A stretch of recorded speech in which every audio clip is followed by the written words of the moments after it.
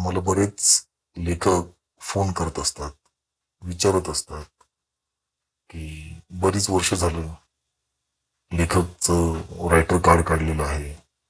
मी बऱ्याच कथा लिहिलेल्या आहेत, पण अजूनही प्रोड्युसर मिळत नाही किंवा कोणी माझ्या कथेवर फिल्म करायला तयार होत नाही. नक्की काय प्रॉब्लेम असेल, काय आहे, काय करावं लागेल.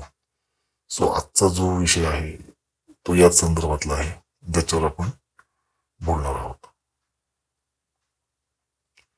गेल्या काही वर्षात कला आणि मनोरंजन क्षेत्र याचा परीघ फार मोठा झालाय, म्हणजे ज्याचा फार मोठा विस्तार झालाय.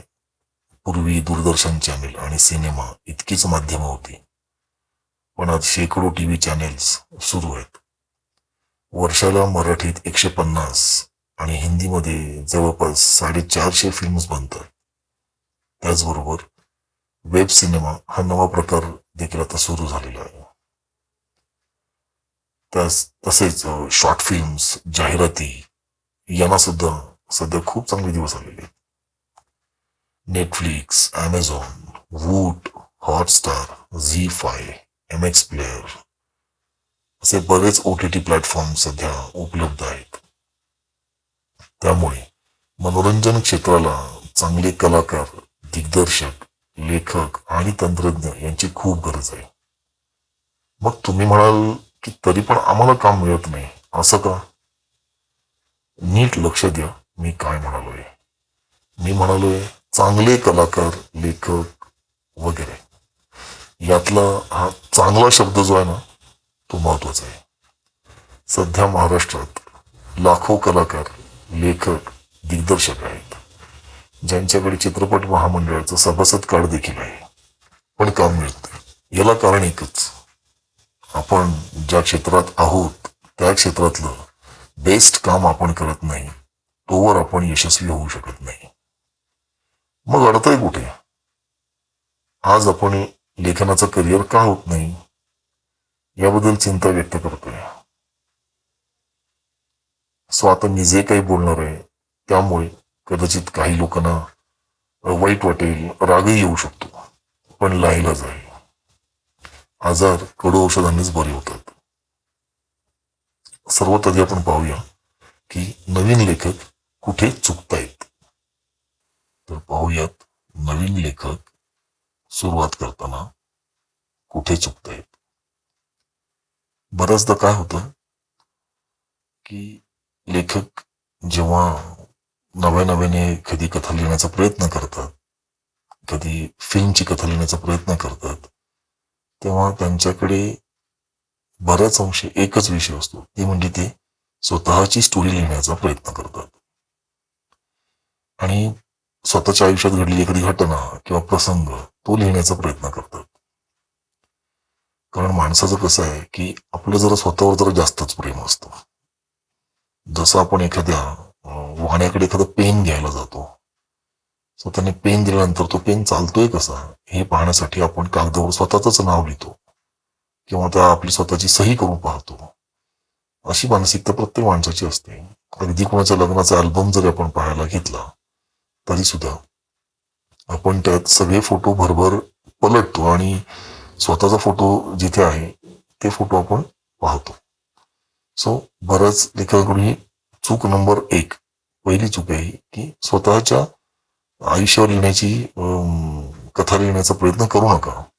कारण की आपल्याला बरेच असं वाटत असतं की लहानपणी मी खूप कष्टात दिवस काढलेत, आणि पायात चप्पल न घालता मी शाळेत गेलोय, 3-3 किलोमीटर चालत मी शाळेत गेलोय, फाटके कपडे घालून मी शाळेत गेलोय, ना दुसऱ्यांची सेकंड हँड पुस्तकं वापरून मी शिक्षण घेतलंय वगैरे वगैरे. भर पावसात भिजत रेनकोट शिवाय मी कामं केली आहेत वगैरे वगैरे. अशा बऱ्याच प्रकारच्या गोष्टी आपल्या आयुष्यात असतात आणि आपलं असं वाटतं की आपलं आयुष्य जे आहे त्याच्यावर एखादी फिल्म होऊ शकते, इतका संघर्ष त्याच्यामध्ये आहे. पण कोणीतरी म्हटलंय की दुनिया में इतना गम है, मेरा गम कितना कम है. म्हणजेच आपल्याला जेव्हा असं वाटत असतं की आपली कथा ही खूप मोठी संघर्ष कथा आहे, तेव्हा त्याच्या 100 पटीने जास्त संघर्ष असलेल्या लोक आपल्या आसपासच असतात. मग आपण जर असा हट्टाने जर स्वतःचीच कथा लिहिण्याचा प्रयत्न केला तर मात्र त्या संघर्षापुढे आपला संघर्ष खूप खुजा वाटतो, बुटका वाटतो, आणि मग ती कथा वाचायला आवडत नाही किंवा त्यावर झालेली फिल्म पाहायला आवडत नाही. सो सगळ्यात पहिली चूक क्रमांक 1 जी मी सांगितलं की स्वतःच्या आयुष्यावरती लिहिणं टाळा. ही आहे चूक क्रमांक 1. आता आपण पाहूया चूक क्रमांक 2. आपला भाऊ, आपली बहीण, आपले आई वडील किंवा आपले एखादा नातेवाईक यांच्यावरती कथा लिहितात. असं म्हटलंय की जोवर तुमचा नातेवाईक सिरियल किलर असत नाही तोवर त्याच्यावर कथा लिहू नका. म्हणजेच काय की आपण ज्या व्यक्तीविषयी लिहितोय ती व्यक्ती ही ऍव्हरेज, साधारण, इतर माणसांसारखीच इतकी साधी, सरळ आणि सहज नसावी. कथा त्या माणसावर लिहावी ज्याचं काहीतरी सांगण्यासारखं असेल, ज्या व्यक्तीविषयी काहीतरी बोलण्यासारखं असेल, ज्या व्यक्तीचा विषयी जे काही घडणार आहे, जे तुम्ही दाखवणार आहात ते लोकांना पाहायला, ऐकायला आवडेल, अशा व्यक्तीवरती लिहिणं गरजेचं आहे. अगदी उदाहरण दाखल आपण जर म्हणायचं झालंच तर आपण समजू की समजा आपण एखाद्या आपल्या आजीवरती जर कथा लिहिण्याचा प्रयत्न केला तर काय होईल. जनरली सगळ्या माणसांची आजी सारखीच असते. तुमची आजी, माझी आजी, सगळ्यांची आजी सारखीच असते. एखाद्या गावातील मुलांनी समजा आजीवरती कथा लिहिण्याचा प्रयत्न केला तर तो काय त्या कथेत काय लिहिणार.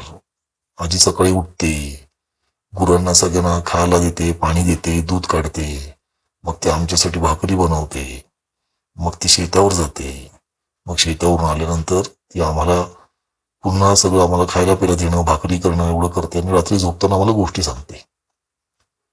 आता सगळ्यांची आजी ही सारखीच असते, अशीच असते. मग अशा प्रकारची आजी आपण लिहिलेली लोकांना वाचायला किंवा पाहायला आवडेल का? नाही आवडणार. मग कथा म्हणजे नक्की काय? तर हीच आजी, याच आजीवर जर एखादी कथा आपण अशी लिहिली की आजी सकाळी उठते, सगळ्यांसाठी भाकरी करते, नंतर ती शेतात जाते आणि रोज संध्याकाळी शेतावरून घरी येते. याच दरम्यान गावामध्ये एक सिरियल किलर आलेला आहे आणि तो एक एक करून बऱ्याच लोकांच्या अशा हत्या करत आहे. त्यामुळे गावात भयाचं, भीतीचं वातावरण आहे. आणि असं वातावरण असताना या सगळ्या परिस्थितीत नातवंड आजीला सांगतात की आजी तू काळजी कर, येताना सांभाळून येत जा, असं सगळं सांगते. आणि कथेच्या शेवटी आपल्याला कळतं की या सगळ्या लोकांच्या हत्येमागे जो सिरियल किलर आहे तो दुसरं तिसरं कोणी ना कोणी नसून ही आपली आजीच आहे. तर तिथे स्टोरी बनते. मग त्यात आपण दाखवतो की ती आजी असं का करते. तर आजीकडे एक स्वतःचा इतिहास आहे. आजोबा खूप दारू पिणारे असतात. सो दारू पिणाऱ्या माणसांना तिला खूप राग असतो आणि शेतावरून घरी येण्याच्या रस्त्यात एक हातभट्टी असते आणि त्या हातभट्टीजवळ जे लोक दारू पिऊन एकांतात चाललेले असतात नशेमध्ये, त्या लोकांवर तिच्या हातातल्या विळ्याने ती त्यांचा खून करून रोज घरी येत असते.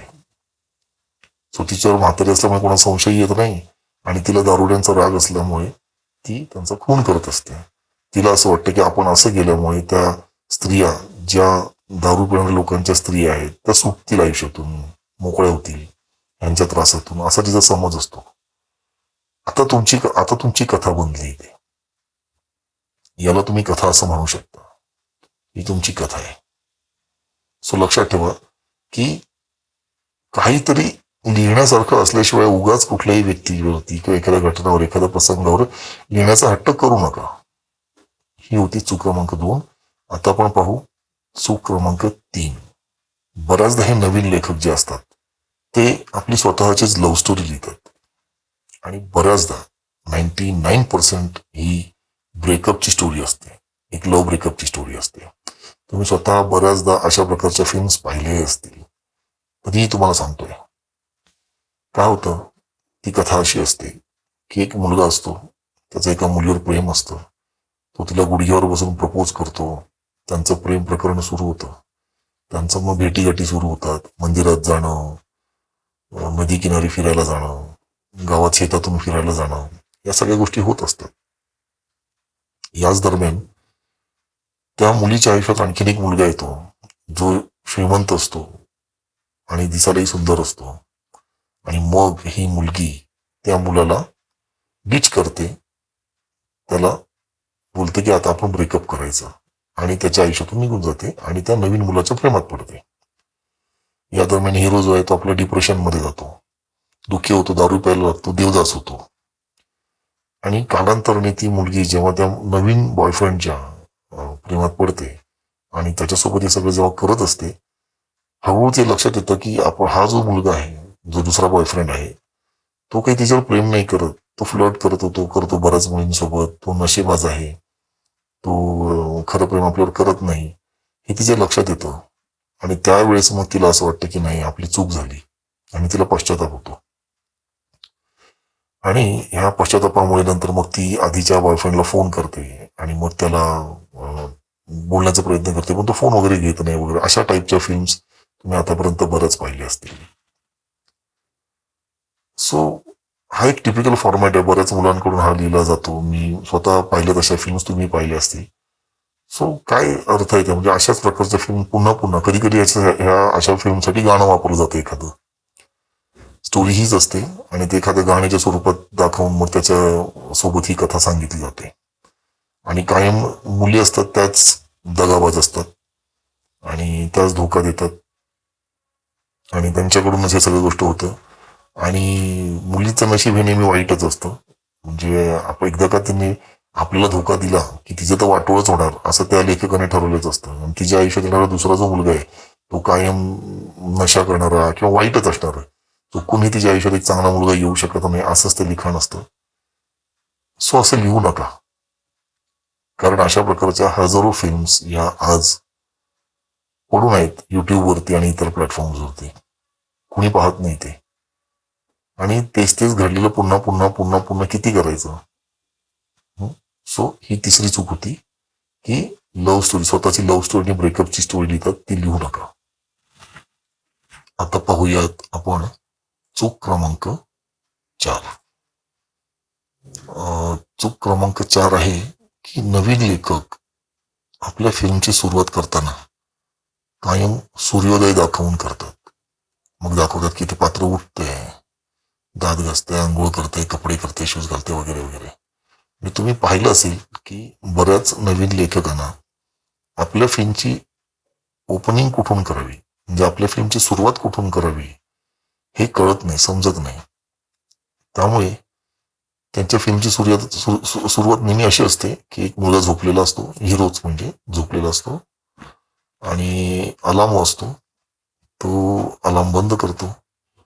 मग त्याची बहीण त्याला उठवायला येते किंवा कोणीतरी उठवायला येतं, तो ऐकत नाही. मग आई हाक मारते, तेव्हा तो उठतो.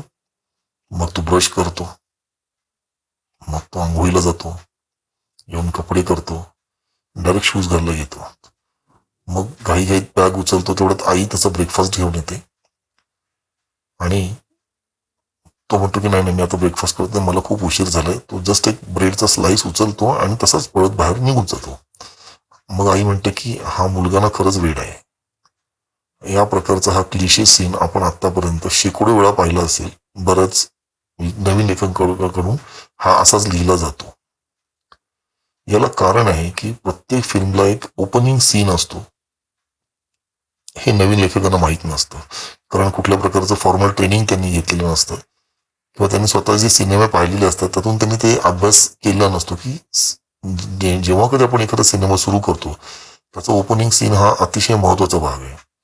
जर तुम्ही जो सिनेमा सुरू करताय त्याच्या पहिल्या 5 ते 10 मिनिटात तुम्ही जे ओपनिंग सीन वापरलेत, ते जे काही सीन असतात, जो पहिला सीन असतो, दुसरा सीन असतो, त्यातून तुमच्या प्रेक्षकांना तुम्ही पुढचे 2-2.5 तास गुंतवून ठेवू शकाल एवढी ताकद असली पाहिजे. लोकांची उत्कंठा, जिज्ञासा त्या पहिल्या ओपनिंग सीनमुळे वाढते आणि त्यांचा कथेतला, सिनेमामधला इंटरेस्ट वाढतो. सो ही चूक आहे. चूक नंबर 4 ही नवीन लेखकांना ओपनिंग सीन म्हणजे काय ते माहीत नसल्यामुळे ते जनरली आपल्या फिल्मची सुरुवात एक सूर्योदय दाखवून करतात. तर तसं करू नका. आपल्या फिल्मच्या सुरुवातीसाठी एक चांगला ओपनिंग सीन लिहिण्याची सवय ठेवा, त्याचा अभ्यास करा.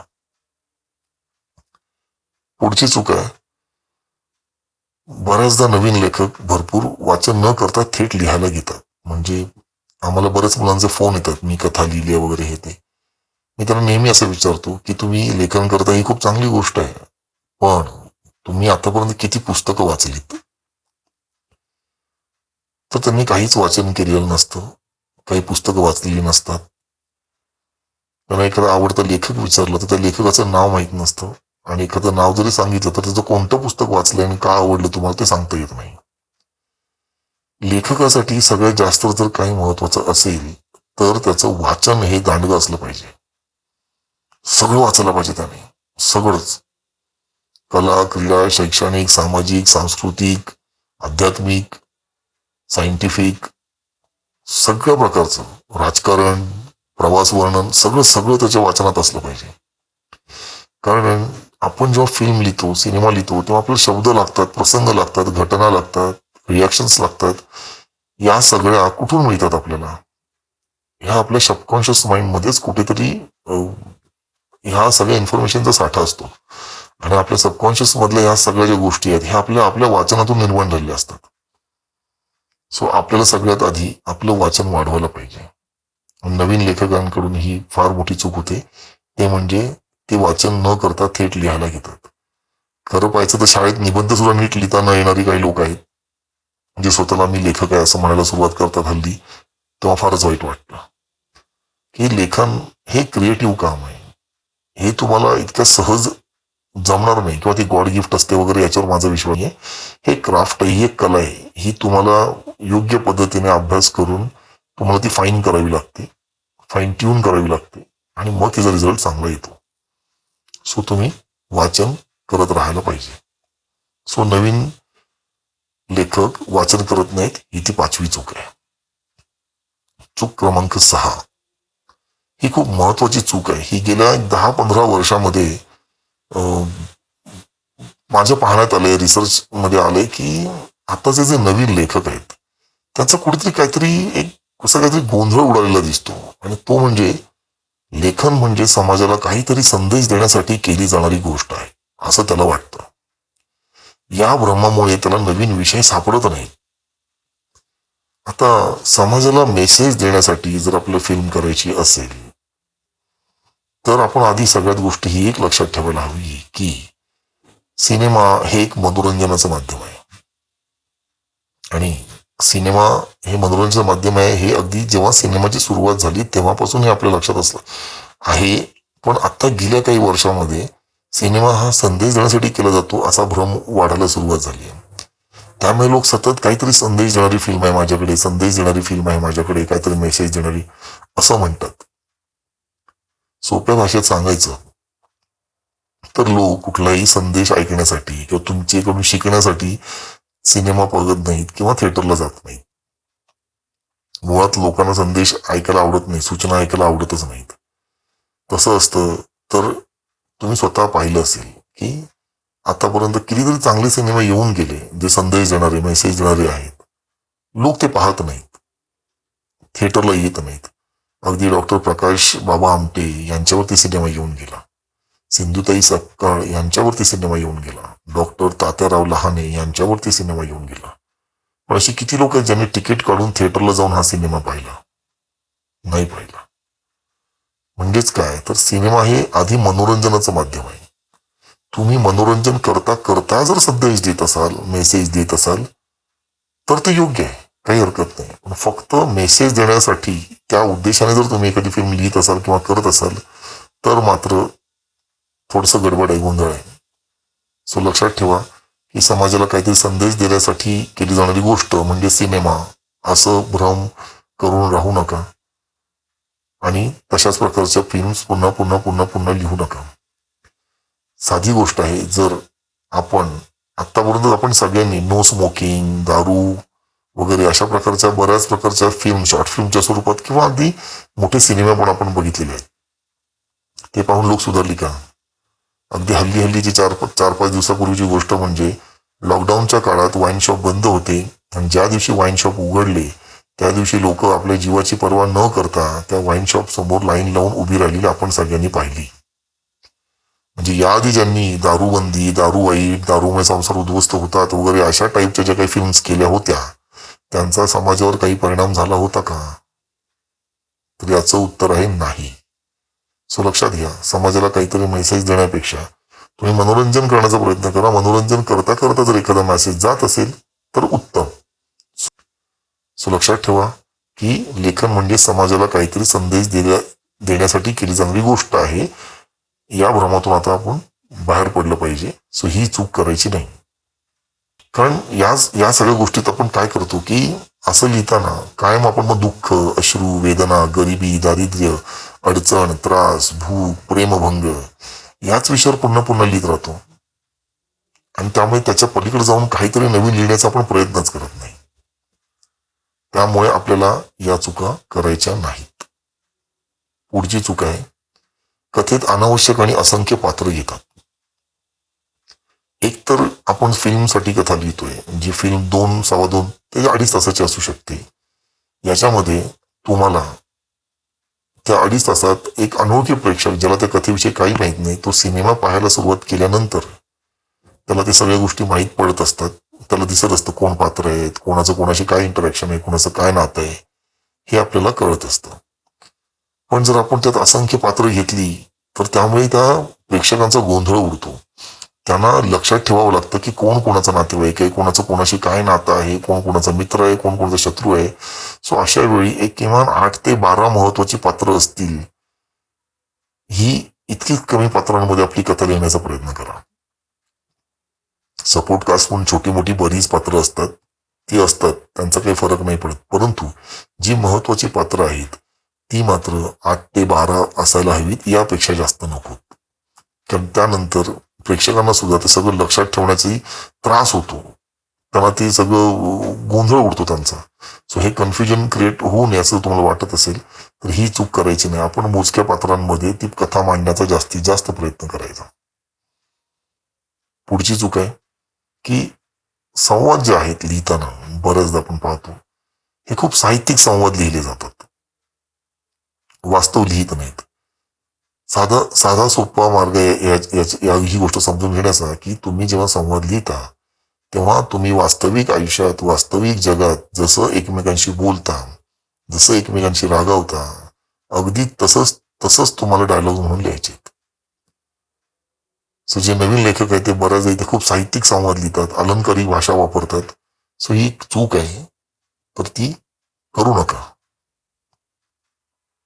बऱ्याच नवीन लेखकांकडून मी जेव्हा त्यांच्या काही स्क्रिप्ट मला वाचायला येतात तेव्हा माझ्या लक्षात येतं की ही कथा ओरिजिनल नाहीये. त्यांनी या कथेमध्ये बरेचसे सीन कुठून ना कुठून उचललेले आहेत, चोरी केलेले आहेत आणि आपली स्वतःची एक स्टोरी बनवलेली आहे, याचा अंदाज येतो. बऱ्याच सुपरहिट कथा असतात, खूप गाजलेल्या कथा असतात, त्यांचे सीन उचलले जातात. काही साऊथच्या स्टोरी असतात, काही भोजपुरी फिल्म्स मधल्या असतात, काही इंग्लिश फिल्म्स मधल्या असतात, हॉलिवूडच्या, काही रशियन फिल्म्स असतात. असे कुठल्या तरी फिल्म मधून काहीतरी उचलून मग आपली स्वतःची कथा लिहितात. प्लॉट म्हणून, थीम म्हणून, कन्सेप्ट म्हणून त्यात ओरिजिनॅलिटी काहीच नसते. ती फिल्म वाचत असताना किंवा ती फिल्म जर बनली तर ती बघत असताना आपलं सतत असं वाटतं की हे यापूर्वी कुठेतरी पाहिलंय. सो ही खूप मोठी चूक आहे जी नवीन लेखकांकडून होते की स्वतःचं ओरिजिनल लिहित नाहीत, पण अनेक कथांमधले थोडे सीन चोरून मग स्वतःची एक स्टोरी बनवतात. तर तसं करू नका, ही एक चूक आहे. पुढची चूक आहे की डायलॉग्स लिहिताना खूप मोठे डायलॉग्स लिहितात, आणि त्यामुळे कथेची लांबी वाढते.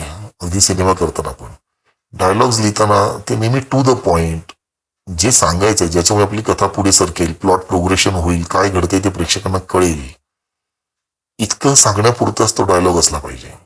असं म्हणतात की जेव्हा म्युझिक, एक्सप्रेशन किंवा इतर गोष्टींनी कथा सांगण्याचे मार्ग जेव्हा बंद होतील तेव्हा तुम्ही शब्दात ती सांगण्याचा प्रयत्न करा. इतके डायलॉग कमी असायला हवेत.